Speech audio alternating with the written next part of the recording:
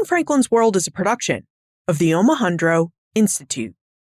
When, in the course of human events, it becomes necessary for one people to dissolve the political bands which have connected them with another, and to assume among the powers of the earth the separate and equal station to which the laws of nature and of nature's God entitle them, a decent respect to the opinions of mankind requires that they should declare the causes which impel them to the separation.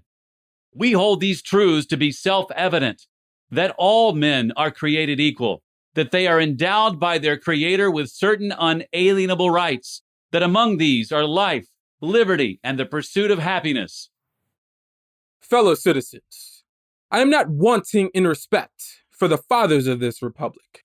The signers of the Declaration of Independence were brave men. They were great men. Fellow citizens, pardon me. Allow me to ask, why am I called upon to speak here today? What have I, or those I represent, to do with your national independence? Are the great principles of political freedom and of national justice embodied in the Declaration of Independence extended to us? What, to the American slave, is your 4th of July?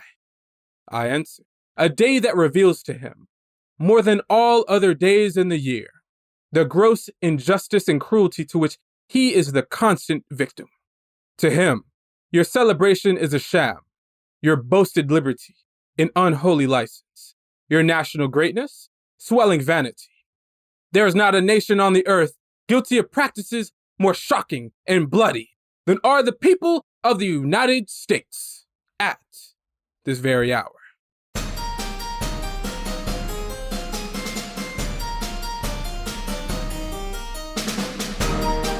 On July 5, 1852, Frederick Douglass delivered a speech to an anti-slavery society and famously asked, "What to the slave is the 4th of July?"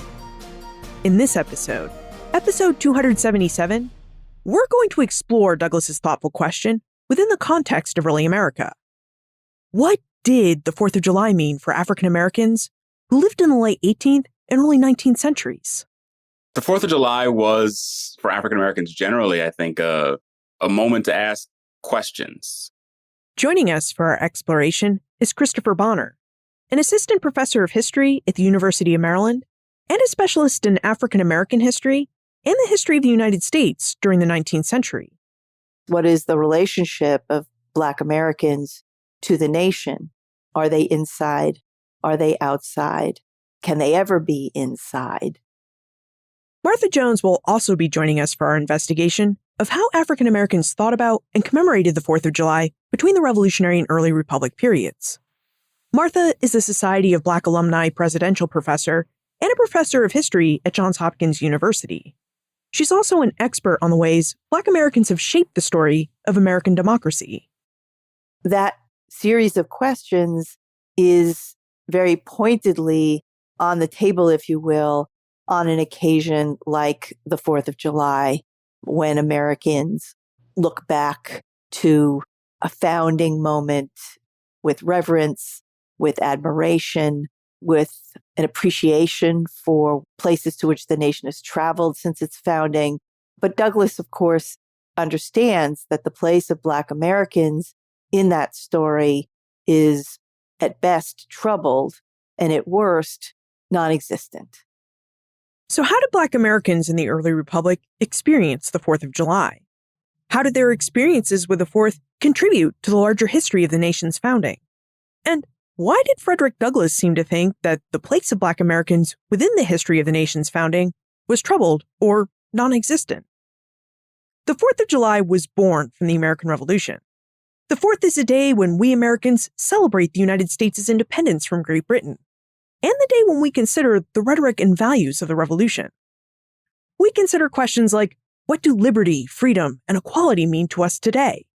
Have we the people come far enough in how we view and apply those ideas in our society? What does it mean to be a citizen of the United States?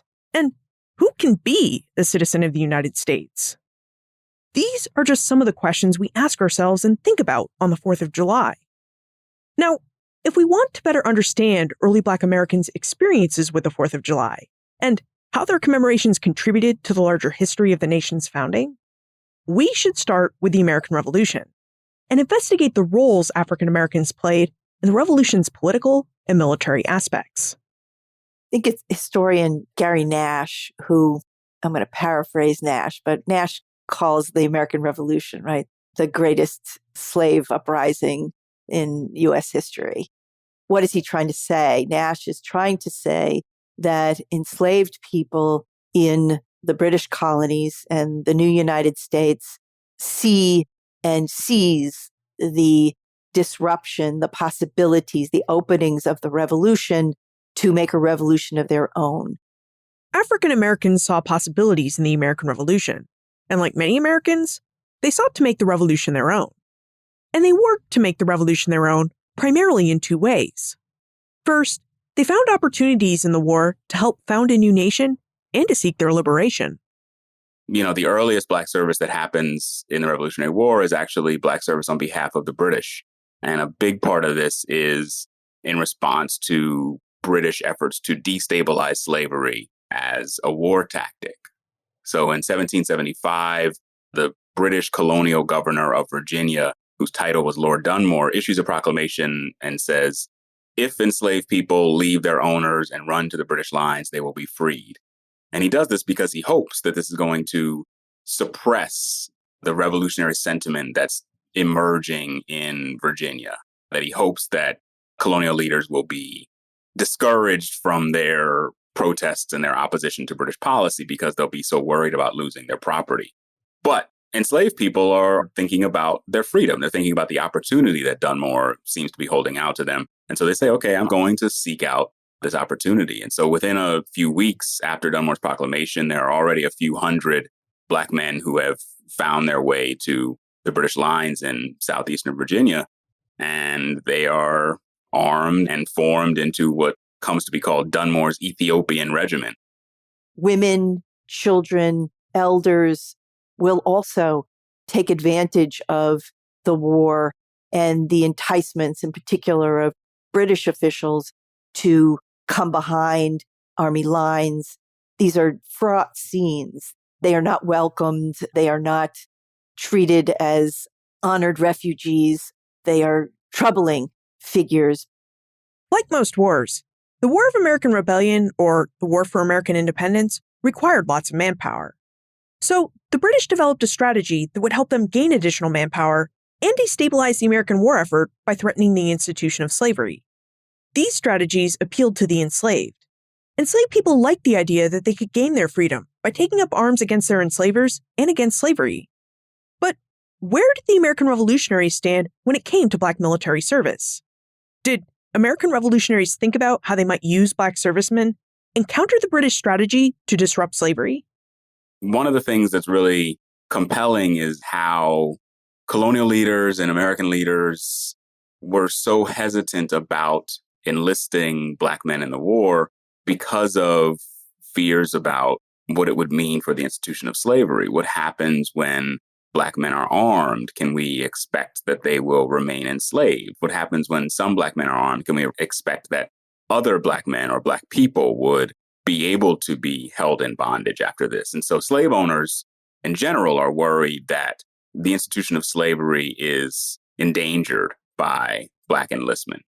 There are also a lot of leading figures and white Americans across the colonies and then the states who have these racist fears that Black men are not prepared to fight in a war.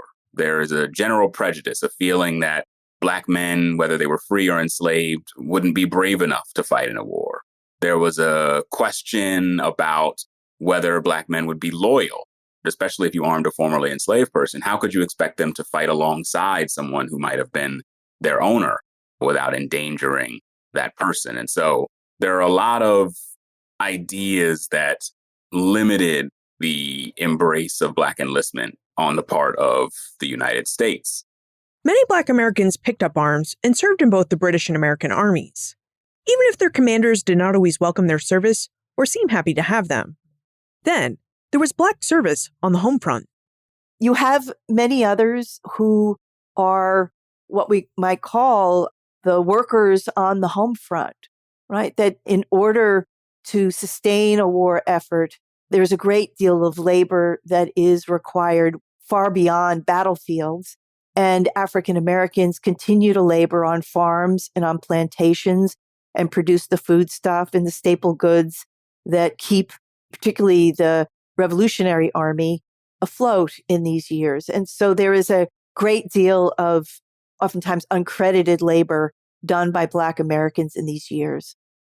So Black Americans, men, women, and children, served the war effort, both along the front lines of the war and along the home front.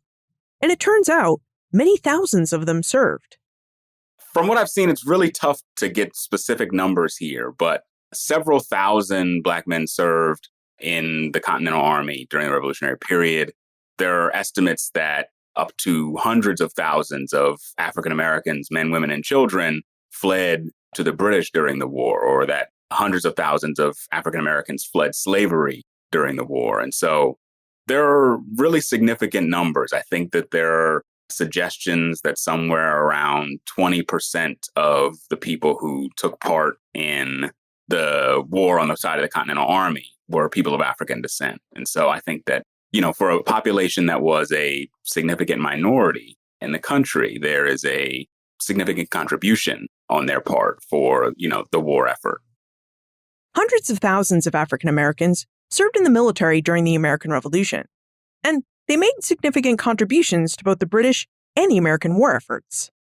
Now, when we talk about Black military service during the Revolution, we need to talk about choice. Because fighting in a war is inherently dangerous and risky work, and not all African Americans enjoyed the freedom of choice. In fact, some states, like South Carolina and Georgia, enacted laws that permitted local militia and Continental Army officers to requisition the labor of local enslaved people. So, what choice did Black Americans really have in their service? Was military service something they wanted to do? Or did a state or local government, or possibly even a slave owner, force them to serve in an army? Choice is actually really important here, and it's a really interesting way to examine Black people's experience. I think that for a lot of free African Americans, there was a lot of choice. There was a lot of thought about whether they would want to sort of take part in the war or which side they would join. From what I've seen, there's not evidence that Black folks were compelled to pick up a musket and go march into battle. A lot of the choices Black people made during the Revolutionary period were not about whether they supported the British or the colonists. They were choices about whether they were willing to take the risks of seeking their freedom in a time of war. And there are a couple of ways to think about these risks. One way to think about that is the risk, the danger of running away. Another way to think about this risk is the danger of a person who is trying to win their freedom through war. So, as I said, Black men are offered freedom after successfully serving and surviving, essentially, right? And so these men would often get a certificate that would say something like, after enlisting and enduring the period of enlistment, or fulfilling the period of enlistment, a person would be granted his freedom. And so there's this implicit aspect of that, which is like, if you survive the war, you will be able to be free. It's profoundly risky to seek freedom through war. But I think that when we think about that risk, we have to recognize that the Black folks who did this understood that it was so dangerous, but they chose to take on that danger in pursuit of their own freedom. Many Black Americans had a choice when it came to serving in the American Revolution. A driving force behind their decisions to serve was often the opportunity to try and claim one's freedom through war. As Chris Bonner just noted, this is an inherently risky and dangerous choice, and yet many thousands of Black Americans made that choice by choosing to serve in either the American or British armies. Now, as I said several minutes ago, many African Americans saw possibilities in the American Revolution, and they worked to make the revolution their own. As we've heard, many did this by finding opportunities in the war to seek their freedom. But another way Black Americans could make the revolution their own was by participating in the political side of the revolution. There's no question that among Black Americans are those who are part of the currents of the time. That is to say, political thinkers who have a position with respect to the British Crown, the relative autonomy of the colonies, and much more. I'm thinking about Lemuel Haynes, who is a Black New Englander who, in response to the Declaration, in essence, pens his own addendum to that document. And in it, tries to play out the logic of the Declaration and argues, right, that if those principles are true, then slavery must be illegal and the Declaration is an anti-slavery document. That is an argument that will carry Black Americans all the way through to the Civil War. So you have among Black Americans those who are part of the very important work of working out ideas and what the principles are that undergird this revolution. Black Americans participated in both the military and ideological aspects of the American Revolution. And as Martha Jones just related, African American men like Lemuel Haynes tried to interpret and add to the ideas embodied in the Declaration of Independence. Now, the Declaration of Independence is an important document for us to consider. The reason we celebrate and commemorate the 4th of July as Independence Day is because the Declaration bears the date July 4, 1776. That's the date that Timothy Matlack of Philadelphia engrossed the document that Thomas Jefferson and the Committee of Five drafted and Congress approved. The Declaration of Independence embodies the heart and soul of the United States' founding principles. So, what did African Americans make of the Declaration? And what did they think about its language and ideas? We hold these truths to be self-evident, that all men are created equal, that they are endowed by their Creator with certain unalienable rights, that among these are life, liberty, and the pursuit of happiness. What's remarkable to me about those words, that I think, perhaps with the exception of the term unalienable, it's a pretty plain language pronouncement, that one need not be a political philosopher or a statesman or highly read or educated to understand what might appear to be the plain meaning of these terms. And so Black Americans hear them, some of them read them, they hear them read aloud, they overhear them. And it shouldn't surprise us that while there's a great deal more in the Declaration that will go on to chronicle the grievances that white Americans have vis-a-vis the Crown, it's almost too late to put the genie back in the bottle for Black Americans who hear in these words an eloquent expression of their own long-standing claims against slavery and for liberty. One of the things that I think is interesting about the Declaration is that the ideas that are expressed in the Declaration, this idea that there is a natural right to liberty, this is an idea that develops and emerges in the minds and the writings of white Americans long after it must have permeated the thought of enslaved people. Black people had long understood that it was absurd that certain human beings should be owned by other human beings. So I think in some ways, the Declaration of Independence was compelling and important for African Americans. In other ways, I think it must have struck them as obvious. It's like, of course, you have come to this realization that we are entitled to freedom. And so I don't think African Americans needed to be persuaded or convinced of the significance of the Declaration. They didn't need to be persuaded that the underlying principles of the Declaration were true. We hold these truths to be self-evident. Just as the Declaration spoke to white Americans, it spoke to Black Americans too. Black Americans believed in freedom and equality, and they didn't need to be convinced by the Declaration's rhetoric.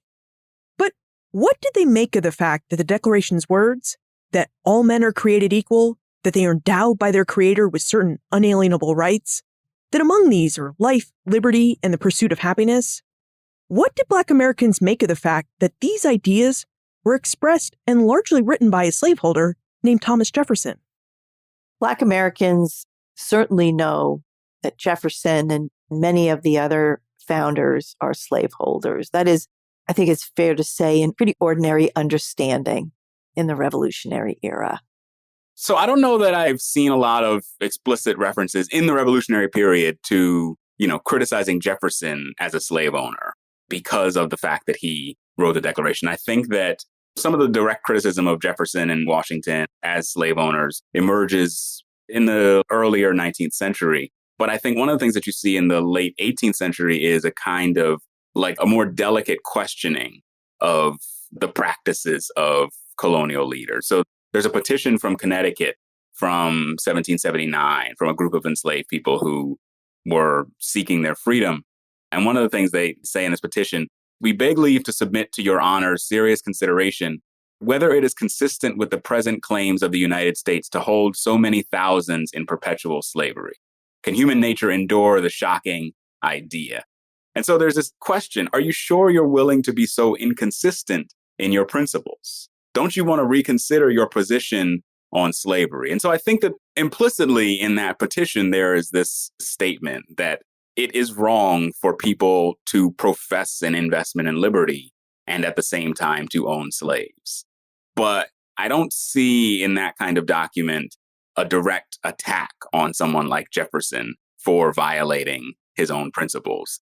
It's tough, isn't it, to hold up Jefferson's words as meaning one thing and to wholly undermine his legitimacy on the other, right, by underscoring his slaveholding.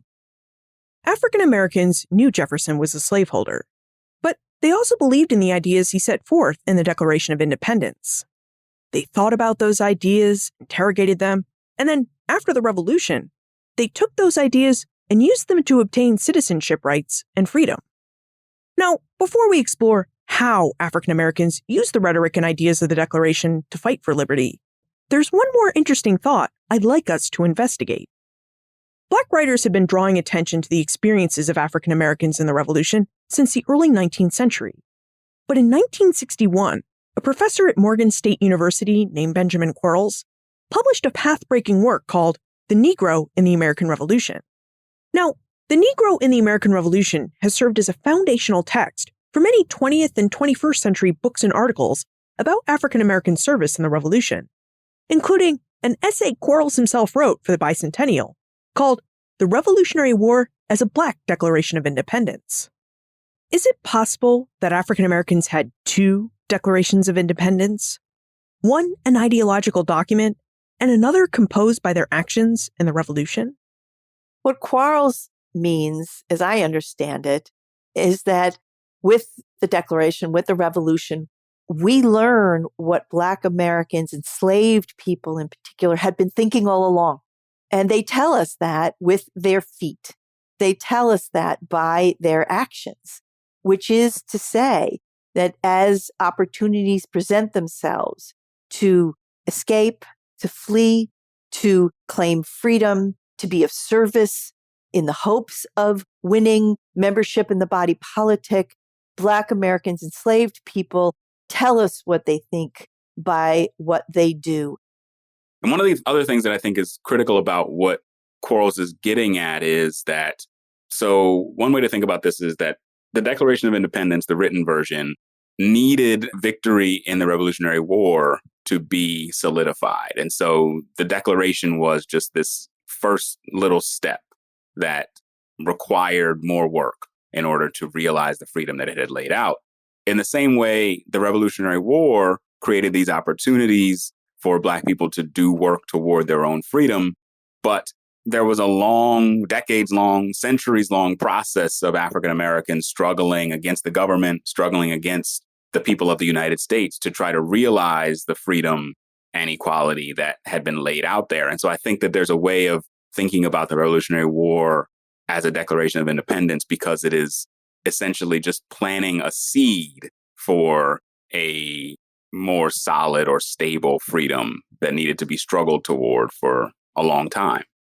As both Martha Jones and Christopher Bonner have revealed, African Americans took the ideas of the Declaration to heart because they already had those ideas in their minds.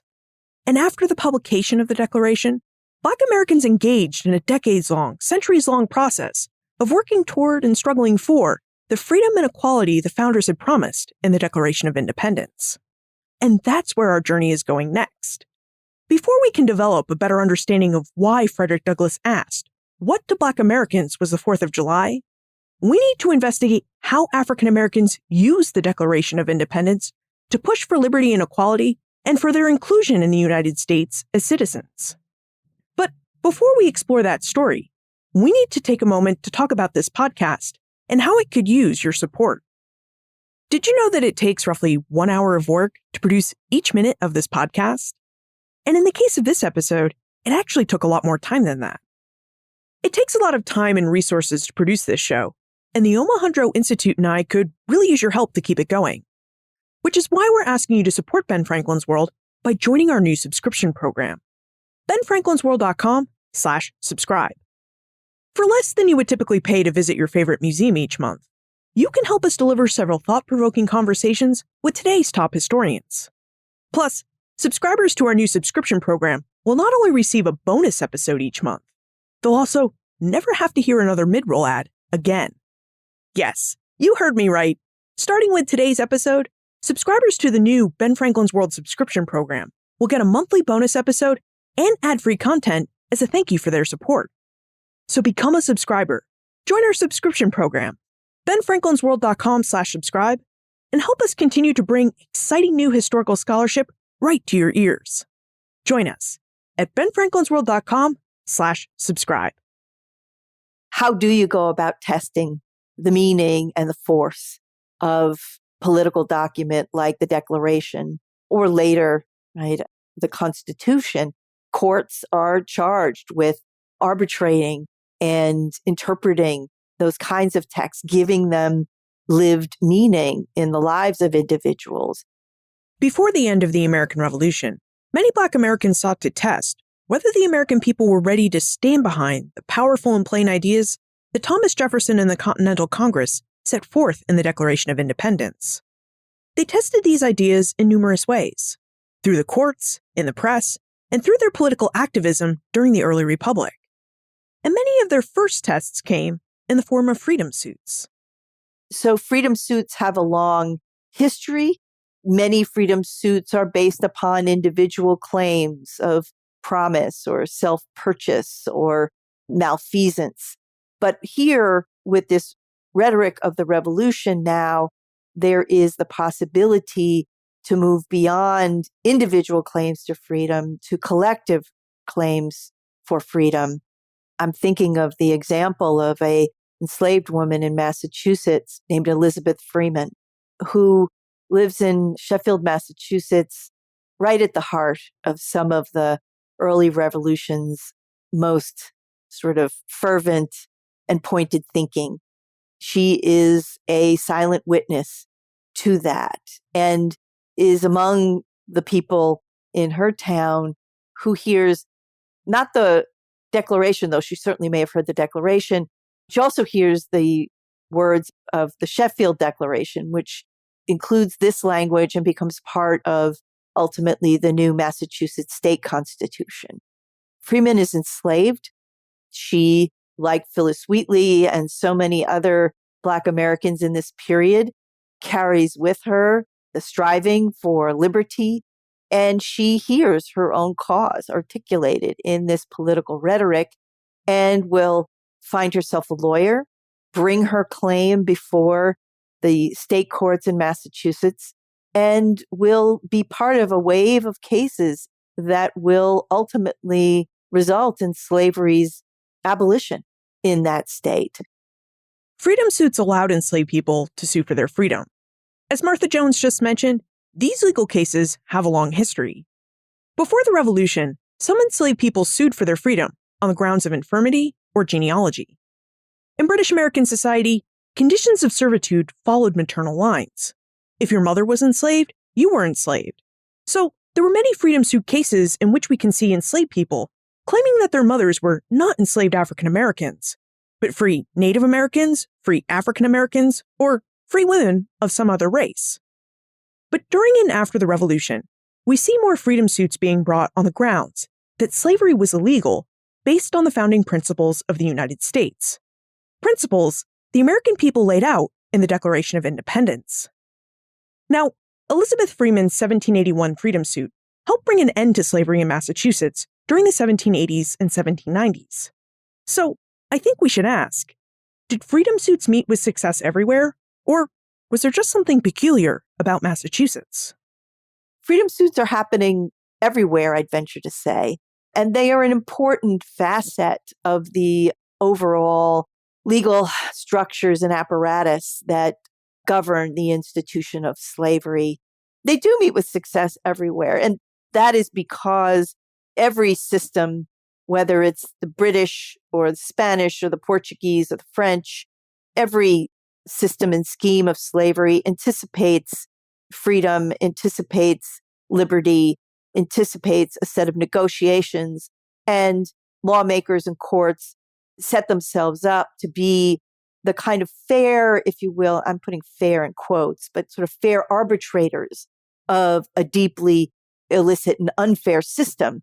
It legitimizes the institution when the institution itself confesses that sometimes people have claims and they are indeed not slaves at all.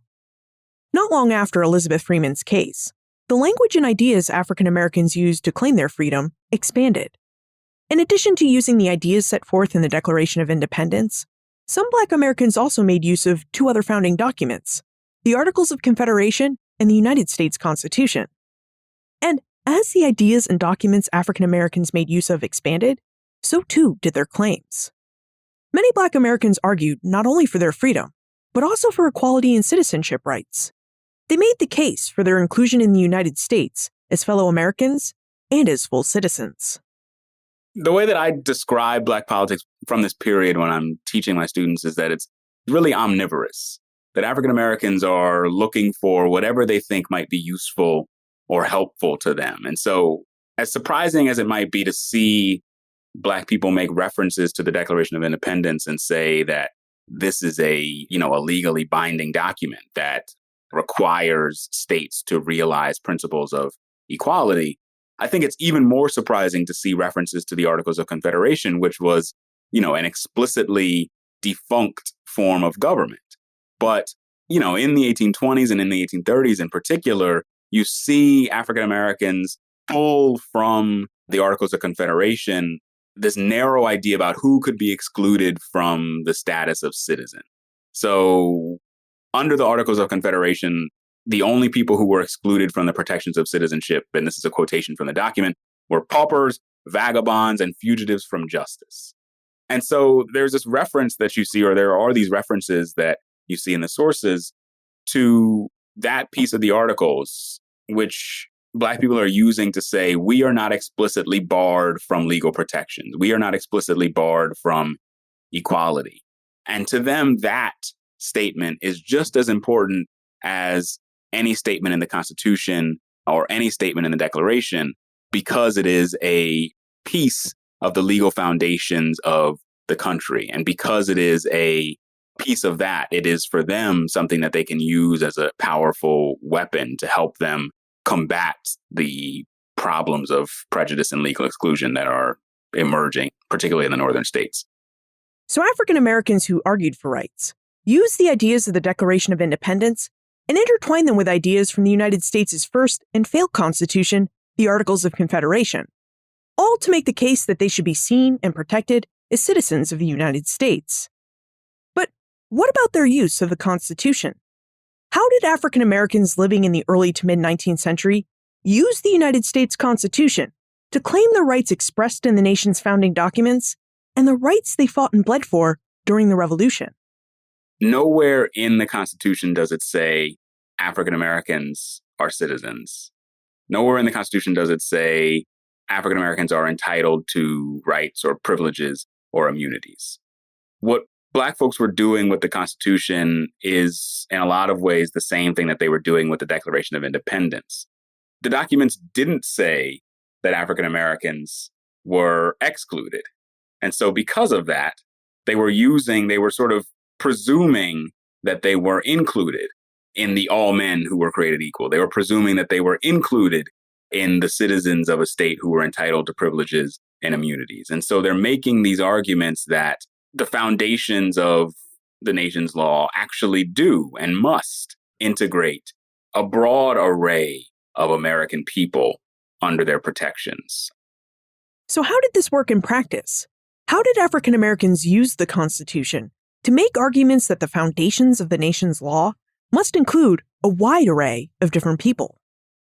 One of the things that I'm thinking about here is it's really a pamphlet that was written by James Forten. And it's called Letters from a Man of Color. It's published in 1813. And in 1813, Forten was responding to a proposal from the Pennsylvania legislature that would prevent free Black people from moving into the state. And so Pennsylvania lawmakers have been proposing this measure and debating it for years and shutting it down. And Forten, who was a Black man, a prominent and wealthy Black Philadelphian, also a veteran of the Revolutionary War, Forten decided to write an argument against this proposal. And basically, the opening lines of his pamphlet are playing on the Declaration of Independence. Forten wrote, "We hold this truth to be self-evident that God created all men equal." And what he says is that this idea is one of the most prominent features in the Declaration of Independence. And then he rolls that into the Constitution. He says that in that glorious fabric of our collected wisdom, those ideas are woven into our noble Constitution. And so Forten is basically saying that the Declaration has profound legal power. He's giving legal weight to a document that I think technically had none, but he was using it to support his claim that the nation's laws had to align with the principle of equality that was laid out in the preamble to the Declaration. So basically, in Forten's telling, anything that opposed the ideas of natural equality that were laid out in the Declaration, anything that would oppose those ideas was unconstitutional. And so he's really sort of using the Declaration to make the Constitution broader, more egalitarian than it actually was. The Declaration became a foundation for his interpretation of the nation's laws. Many African Americans in the early Republic embraced the founding documents for two reasons. First, they used the language and ideas in those documents to push for the end of slavery. They argued that slavery was unconstitutional because it was incompatible with the ideas of freedom, liberty, and equality that the documents set forth as the nation's founding principles. Secondly, using the principles set forth in the Declaration of Independence, the Articles of Confederation, and the Constitution, many Black Americans argued for their citizenship. To be an American citizen meant to enjoy the liberties and protections the United States afforded its people. In early Republic, Black Americans had to make the case for their inclusion as citizens because all of the nation's founding documents remain quiet on the issue of who was an American. The status of Black Americans in the U.S., beginning certainly by the 1820s, is really the first time that the nation concertedly, in a sustained way, in a deep and probing way, is forced to reckon with who is a citizen and who is not, and what rights might attend to citizenship. Prior to that, there really had been no wholesale thought on the question. White Americans were by and large, if they were born in the United States, assumed to be citizens of the United States.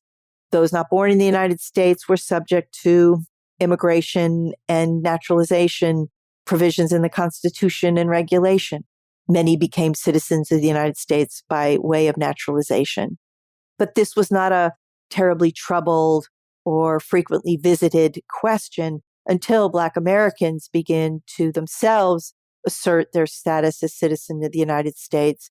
And we have launched by the 1820s a debate that will continue all the way through to the 14th Amendment, certainly, when birthright citizenship will be constitutionalized. Black Americans, their allies, legislatures, constitutional conventions, Congress, high courts, trial courts, really everywhere, newspapers, commentary, everywhere you might look, you will find evidence of a vexed and roiling debate about whether Black people are citizens. It's not a question that will get settled until the 14th Amendment. Ratified in the wake of the United States' Civil War, the 14th Amendment did largely settle the question of who could be an American citizen. The amendment stipulates that, quote, all persons born or naturalized in the United States and subject to the jurisdiction thereof are citizens of the United States and of the state wherein they reside, end quote. But before the ratification of the 14th Amendment in 1868, there was a lot of debate over the question of who could be a citizen. And while some of this debate took place in courtrooms, much of it also took place in newspapers.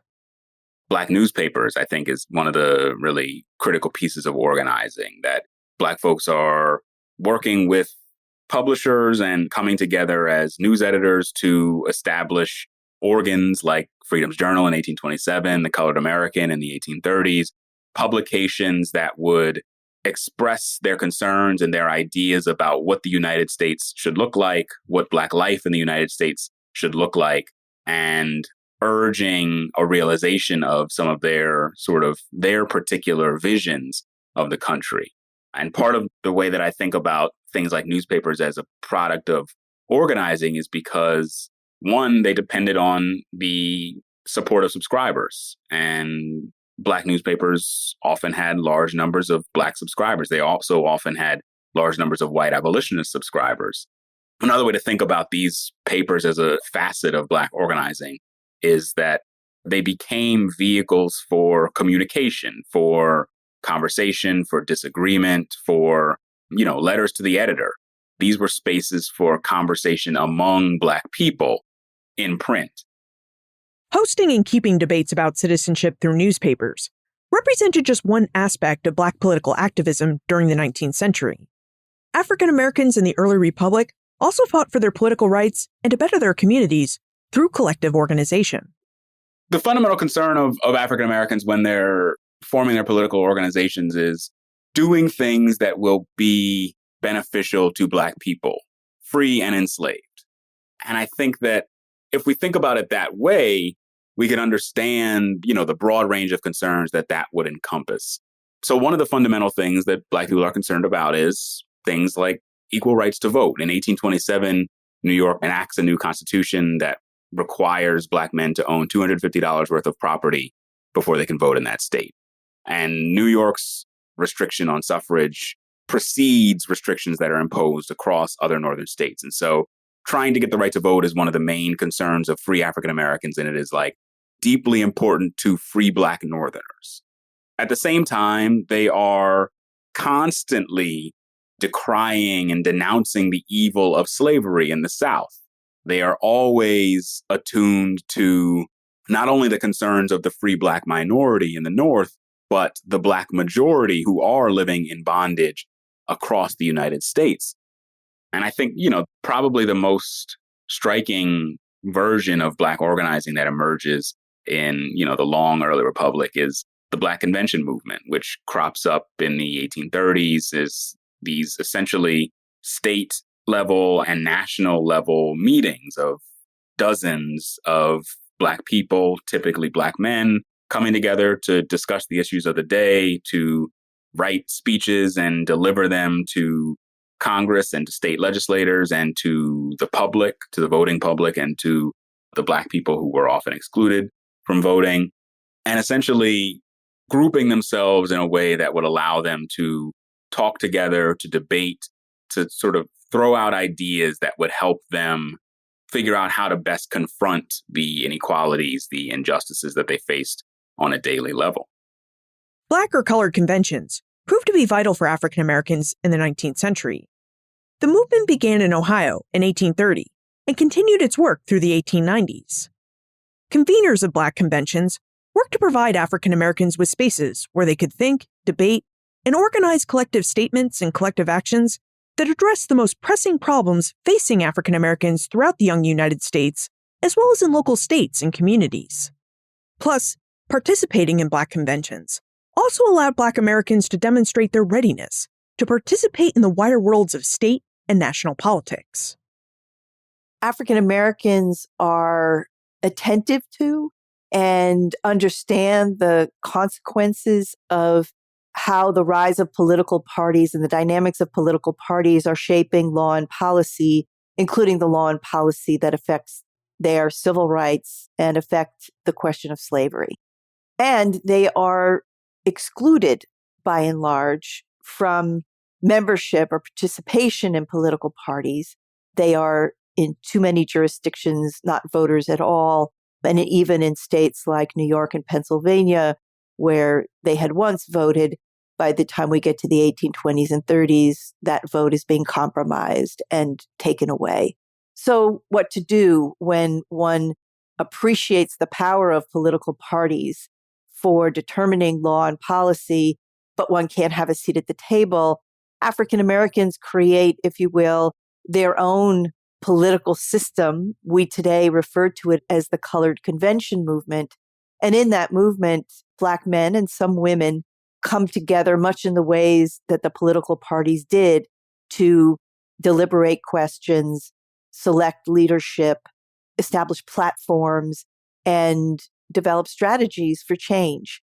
In some days, I think the Colored Convention is sort of like a shadow political movement, but at the same time, it is political theater, and it is intended to demonstrate that African Americans understand and can work by and be effective in the kinds of configurations that political parties use to render their own decision making.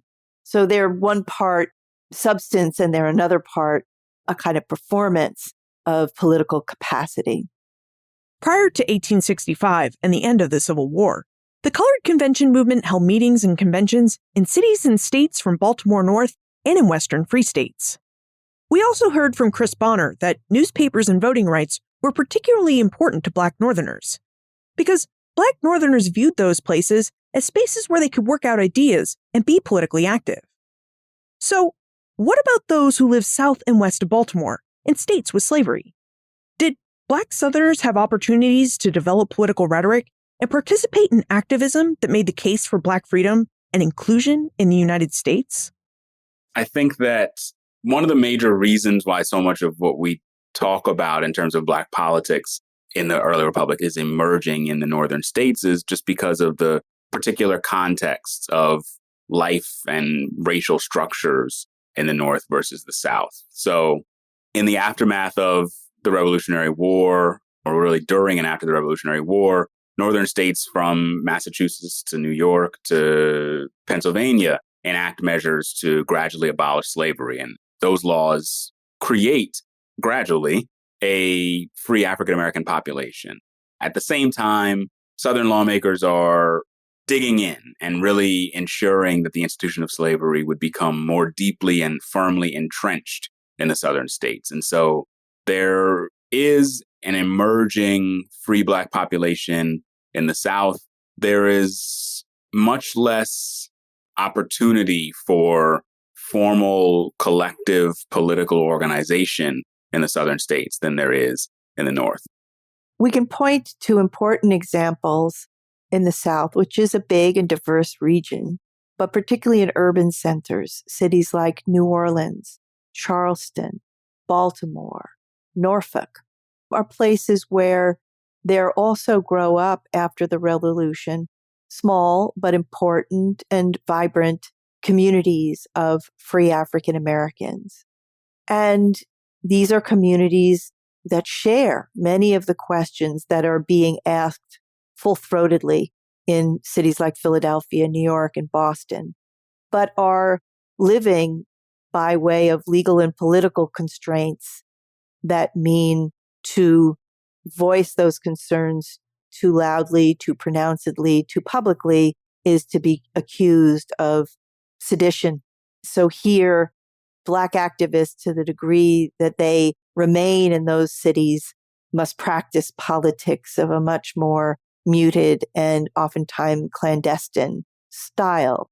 We meet many refugees, migrants from those cities in places like Philadelphia and New York and Boston who flee precisely so that they can participate more openly and more robustly in political culture. Frederick Douglass being perhaps the best remembered, right? The refugee from Maryland to Massachusetts and later New York is someone who could not have practiced the kind of politics that he does in the North in his home state of Maryland, even if he had won his freedom there. And think of a figure like Harriet Tubman. Tubman returns to the eastern shore of Maryland again and again and again with some important, if you will, abstract ideals right, underneath her about slavery, freedom, liberty, those things that the Declaration bequeaths. But Tubman returns to the community out of which she came to rescue and free family and friends and those folks. So there are real and material ways in which the North and South remain linked in the lives and the communities of Black Americans. Black political activism took place nearly everywhere in the nation during the 19th century. As Chris Bonner noted, there were more opportunities for African Americans to engage in political debates and actions in the free states of the North than in the slave states of the South. But as Martha Jones just added, Black Americans did engage in politics in some Southern urban centers. It's just that in slave states, Black political action and debate took on a more muted and secretive form than it did in free states. And this is why some Southern Blacks, like Frederick Douglass, the man who wondered what to the slave was the 4th of July, fled slavery and ran away to the North. Being in the North not only gave these runaways their freedom, it also provided them with opportunities to participate in a more robust and forceful style of Black politics. And in fleeing North, these Southern women and men tied the regions of the United States together, so that Southern ideas, Southern communities, and calls to end slavery were heard and thought about everywhere. Now, on July 5, 1852, Frederick Douglass, the escaped slave from Maryland Martha Jones just mentioned, addressed the Rochester, New York Ladies' Anti-Slavery Society by giving a speech that discussed and famously questioned the meaning of the 4th of July for African Americans. Now, in order to better understand the context of Douglass's question and why he posed it, we've investigated Black Americans' military and political service during the American Revolution, how they viewed and interpreted the ideas and words of the Declaration of Independence, and how they used the words and ideas of the Declaration, the Articles of Confederation, and the Constitution to make the case for their freedom and inclusion as citizens of the United States, and to put forward ideas for how all Americans could bring the practices and ideas of the United States more in line with the nation's founding principles. Additionally, we should also know that Douglass posed his question about the meaning of the 4th of July while the nation was under the shadow of the Fugitive Slave Act of 1850. This Fugitive Slave Act required all American citizens, regardless of whether they lived in free states or slave states, to cooperate in the capture and return of fugitive slaves to their owners. This law made it much harder for enslaved people to seek freedom and shelter in free states, and it put many free African Americans at risk of being mistakenly identified as a fugitive slave and sold into a life of slavery. So now we have it, the context we need to consider Douglass's question of what the 4th of July, that celebration of the United States' founding, meant to African Americans between the late 18th and mid-19th centuries.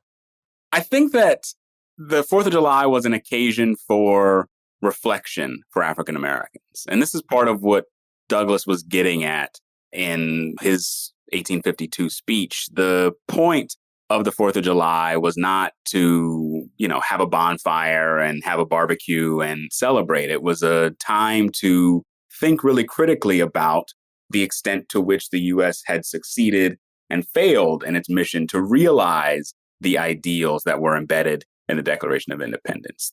The 4th of July was a moment to really think critically about what the Declaration had theoretically promised and how effective it had been in fulfilling those promises. And so there are a lot of alternatives that emerge for African Americans as they think about celebrations and as they think about the 4th of July. African Americans have a grand tradition of celebrations in the decades before the Civil War. We can point back to the years just after, for example, the abolition of the international slave trade, 1808, when Congress abolishes the slave trade.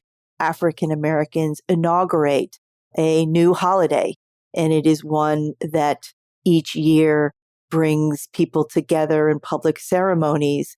African Americans are gathering to celebrate what is often called Emancipation Day, or the 1st of August, which marks the abolition of slavery in the British Empire. And in both instances, it's worthwhile to appreciate the purpose of those celebrations. It's not simply to have a good time, if you will, and come together. It is to, in a visible and legible way for the nation as a whole, try to reset and define the best ideals of the country, right? So by celebrating, by parades, by public gatherings, by speeches and pamphlets, which accompany both of these occasions over many, many years before the Civil War, the purpose is to persuade the nation that these are the highest ideals. These are political gatherings as much as they are celebrations intended to further the anti-slavery cause in the United States by holding up examples of how polities have come together to at least compromise, if not wholly abolish, slavery. Prior to the Civil War in 1861, many African Americans thought about and commemorated the founding principles of the United States. They held parades and speeches, published pamphlets, and gathered together to think about and discuss how they might move the United States to abolish slavery and include Black Americans as citizens, with all the freedoms, protections, and liberties proclaimed in the Declaration of Independence and the other founding documents. Now, it was interesting to hear both Christopher Bonner and Martha Jones note that many African Americans chose to commemorate the United States' founding principles on days other than the 4th of July. We heard them note celebrations on January 1st in commemoration of when the United States abolished its transatlantic slave trade in 1808, and on August 1st from 1834 on, when Great Britain emancipated all of the slaves within its empire. Commemorating and celebrating these days instead of the 4th of July was an act of protest. By highlighting these days of anti-slavery action, African Americans called attention to the contradictions between slavery and freedom in the United States. And that brings us to a new question. Did African Americans ever join with white Americans to celebrate the nation's founding principles on the 4th? July 4th comes to be important, particularly for Black New Yorkers, because July 4th, 1827 becomes the date when the gradual abolition law of the state really culminates. So the final enslaved people who were held in bondage in New York are freed on July 4th, 1827. And that particular July 4th becomes a moment of celebration. And I think that there's some interesting pieces in the sources on this that say that Black New Yorkers were celebrating the 4th of July, 1827, and they were explicitly interested in celebrating New York's abolition of slavery. But one of the things that happens, and especially by the 1820s, is that there was a growing fear, particularly in the urban North, among free African Americans. There was a growing fear that the 4th of July could be a moment for race riots and really for violent attacks of Black people by white people in their, drunken revelry on the 4th. And also there's this feeling by the 1820s, especially as Black people are increasingly organizing their own political groups and political activities, there was this feeling that it would be more sensible to commemorate the 4th of July by celebrating on the 5th, by getting together on the 5th and using it as a way to raise the kinds of questions that they were raising about how effectively the United States had actually fulfilled its promises of independence, but also as a sort of implicit statement that the 4th of July is not as important as many white Americans claim it is. And so, there are interesting ways in which you see sort of dual celebrations where Black people will have a bit of a gathering or a celebration of Independence Day on the 4th, but also a broader event with speeches and particularly abolitionist speeches that they would give on the 5th. And so they might celebrate both days, but the 5th was more important to them because it was the day for them to really dig into their political claims, to their political arguments. Many African Americans commemorated the 4th of July, but they also commemorated the 5th of July and other meaningful dates as a matter of protest. They chose to gather together on the 5th of July and other dates like January 1st and August 1st, because those dates celebrated freedom through emancipation, and because they feared that gathering together on the 4th to collectively question the United States' founding principles and what they could do to further those principles might be met with white violence. So, like most Americans, African Americans in the early Republic commemorated and thought about the nation's founding values. But unlike white Americans, they often chose to do so on other meaningful dates. Now, we've heard that African Americans who commemorated the nation's founding principles generally did so with speeches, pamphlets, and parades. But how did they specifically celebrate? What would a commemoration look like? And would men and women participate equally and together? One of my favorite stories about early African American celebrations is about the very first year that Black Americans celebrate the 1st of August. It's 1834. And in Philadelphia, which is home to a very active and well-established free African American community, there is among leading men a celebration of the 1st of August planned. And that plan does include women, but it includes women in a very limited set of roles. Women are there to attend to the needs of the celebrants, that is to say, to serve meals and refreshments. The women even present a banner in honor of the occasion, but as best we can tell, they're never invited to speak. This is pretty typical of Black political conventions in these early years. However, there is an important and pretty savvy community of activist women in that city. Among them, a woman named Sarah Mapps Douglass, who will go on to renown as a teacher and lecturer and anti-slavery activist. But Sarah Mapps Douglass is a young woman, and she has a different idea about how to mark the 1st of August, but she knows that she can't take the floor in the men's celebration. So what does she do? She decides the women will celebrate on the 2nd. And she convenes another meeting. And we can, from the pages of William Lloyd Garrison's The Liberator, recover this extraordinary sort of counter celebration, which women are in charge. They run the agenda. They invite a few men to speak, especially ministers who do the benediction. But it is a great example of the kind of negotiations that are going on in this period between Black men and women, compatible on the one hand, and on the other hand, a firm, if gentle, reordering of things as women begin to hold their own independence celebrations as well. African American men and women celebrated and commemorated the nation's founding principles in many of the same ways that white American men and women celebrated and commemorated them. They hosted community gatherings with parades, political speeches, and special pamphlets. They also sometimes held 2 events, one for men and one for women. But what to African Americans was the 4th of July? How did women and men like Frederick Douglass and those who came after them think about and answer this question? I think that the 4th of July, across the sort of late 18th and early 19th century, it evolved into a holiday that could be celebrated for particular reasons in particular contexts.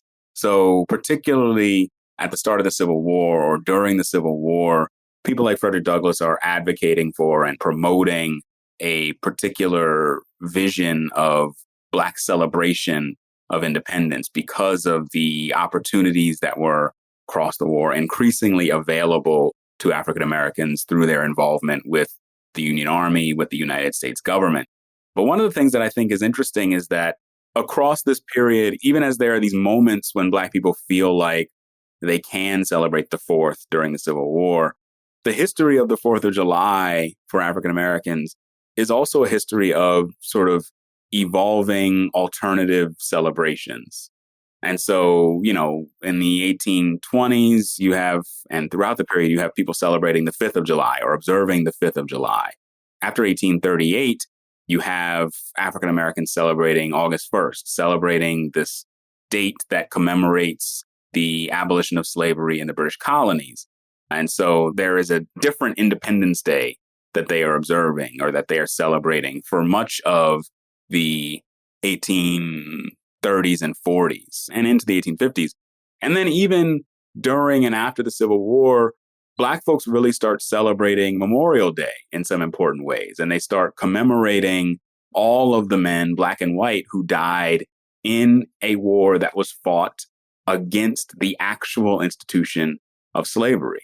And so in this sort of evolution of alternative holidays, you can see a continuous critique of the 4th of July and of the limits of the Declaration of Independence, a continuous questioning.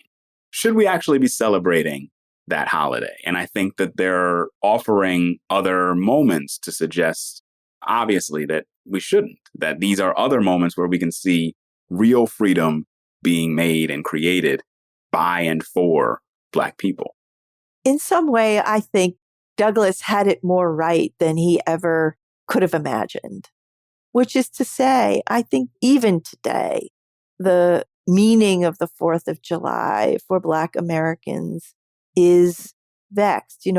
W.E.B. Du Bois would characterize that as Black Americans' two-ness, double consciousness, right?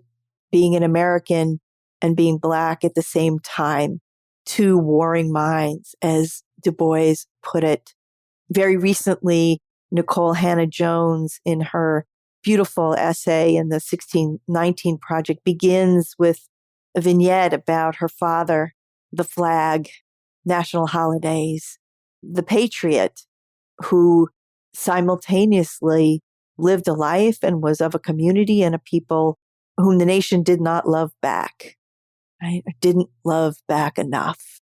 And so here we are in the 21st century, and I think certainly Black Americans must participate in barbecues, and we head to the beach and we take the holiday and we shop the sales of whatever it is that goes on, right, in a secularized 4th of July in the 21st century.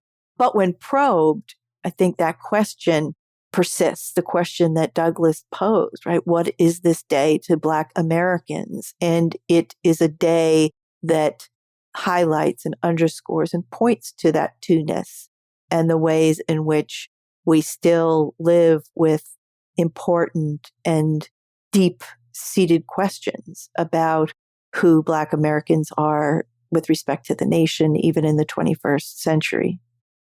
For many African Americans, the history of the 4th of July is one of meaningful celebrations and commemorations. As Christopher Bonner and Martha Jones have just shown us, celebrating the nation's founding principles of freedom and equality on the 4th of July often felt disingenuous to many African Americans living in the early Republic.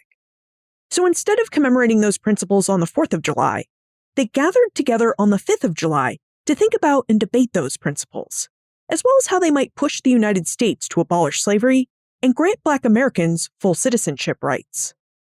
Now, in the early Republic, African Americans used the 4th and 5th of July as days of reflection, and often chose to highlight other days that they felt were more worthy of celebration. Days like January 1st, in honor of the United States' abolition of the Atlantic slave trade in 1808, or August 1st, the anniversary of when Great Britain abolished slavery within its empire in 1838. And while many African American men and women celebrated the 4th of July and the Union during the Civil War, after the war, they chose to commemorate the fallen on Memorial Day by thinking about how far the United States had come in its definitions of freedom and equality, and also how much further it still had to go. Today, most African Americans recognize and celebrate the traditions of a secularized 4th of July. They attend barbecues, shop the sales, and take in displays of fireworks. But as Martha Jones noted, if we dig a bit deeper, we can still find many Black Americans who wrestle with Frederick Douglass's 1852 question. What to African Americans is the 4th of July? Even in our 21st century, the 4th seems to be a day that highlights and underscores the two-ness of being American and African American. The fact that Black Americans are citizens of the nation, and yet still not fully accepted as equal citizens of the United States. Today's guests were Christopher Bonner and Martha Jones. Christopher Bonner is an assistant professor of history at the University of Maryland and the author of the book Remaking the Republic: Black Politics and the Creation of American Citizenship. Martha Jones is the Black Alumni Presidential Professor and a professor of history at Johns Hopkins University. She's the author of several books, including one you heard about in episode 255, Birthright Citizens: A History of Race and Rights in Antebellum America. Plus, Martha has a new book coming out in September 2020. It's called Vanguard: How Black Women Broke Barriers, Won the Vote, and Insisted on Equality for All. Now, you'll find more information about Christopher Bonner, Martha Jones, and their respective books on the show notes page. benfranklinsworld.com/277. Also on the show notes page, you'll find a link to a special blog post that Joseph Edelman commissioned to complement this episode. The post is titled Dreams of a Revolution Deferred. It's by Derek Spires, an associate professor of English at Cornell University. And speaking of additional resources, the Omohundro Institute has prepared a list of readings on the subject of slavery in the American Revolution. I've put a link to those readings, as well as to episode 245, celebrating the 4th, on the show notes page. Now, at the start of this episode, you heard Jeff Brown read the Declaration of Independence, and Adam McNeil play the part of Frederick Douglass. Both Jeff and Adam host podcasts that I think you'll really enjoy listening to. Jeff hosts the Read to Lead podcast, and Adam hosts a lot of episodes of the New Books in African American Studies podcast from the New Books Network. I've posted a link to both of their podcasts in the show notes. If you enjoyed this episode, please help support this podcast. Visit benfranklinsworld.com/subscribe. For less than you would typically pay to visit your favorite history museum each month, you can help me and the Omohundro Institute continue to deliver several thought-provoking conversations with today's top historians. To become a supporting subscriber, visit benfranklinsworld.com/subscribe. Production assistance for this podcast comes from the Omohundro Institute's digital audio team: Joseph Edelman, Martha Howard, Holly White, and Karen Wolfe.